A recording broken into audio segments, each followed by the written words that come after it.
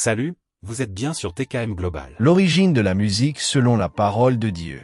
Les premières pages de la Bible nous parlent déjà de la musique et de la personne qui en a conçu les premiers instruments.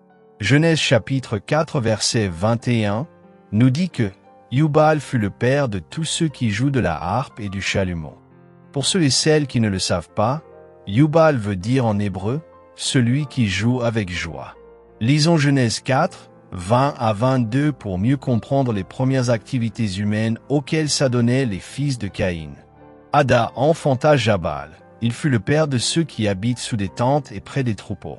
Le nom de son frère était Jubal. Il fut le père de tous ceux qui jouent de la harpe et du chalumeau. Sia, de son côté, enfanta Tubal-Caïn, qui forgeait tous les instruments d'airain et de fer. La sœur de Tubal-Caïn était Nama.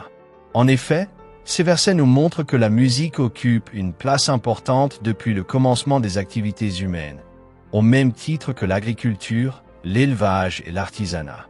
La musique dans la cour du roi. À la cour du roi, les rois se procuraient des musiciens, des chanteurs et des chanteuses attitrés qui se produisaient lors de divers événements tels que l'avènement d'un souverain, les mariages, les banquets et les fêtes. À titre d'exemple, Saul a été soulagé des mauvais esprits par la musique que David jouait avec sa harpe. Ce qui a conduit à l'entrée de David dans la maison royale et à son ascension éblouissante pour devenir finalement roi d'Israël au trône éternisé par le Seigneur Jésus-Christ. 1 Samuel 16, 23.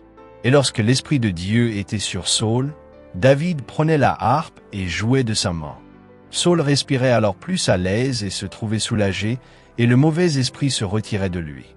Ce verset atteste que la musique jouée par les vrais adorateurs du Père, nés de nouveau en Jésus-Christ, chasse les démons et délivre les âmes tourmentées par les esprits des ténèbres.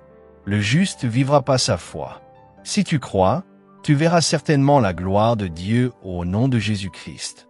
3 versets bibliques sur la louange et la musique. Ésaïe 38, 20.